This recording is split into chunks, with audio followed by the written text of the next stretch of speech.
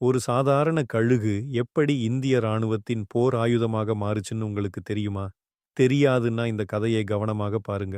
இப்போ நீங்க பார்க்கிறது ஒ ஒரு சாதாரண கழுகுல நம்ம இந்திய ராணுவத்தோட ஸ்பெஷல் கழுகு. இதுக்கு பேர் அர்ஜுன்.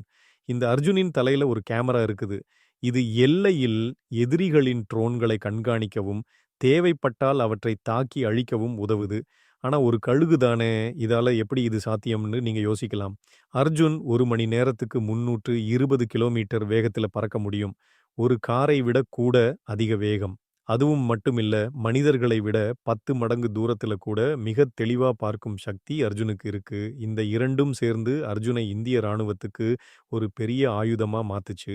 பாகிஸ்தான் ராணுவம் அனுப்பிய பல ட்ரோன்களை அர்ஜுன் தனது கூர்மையான நகங்களால் அடிச்சு நொறுக்கி தரைதட்டிருக்கு. இதனால அவங்க பல திட்டங்கள் தோல்வி அடைந்திருக்கிறது.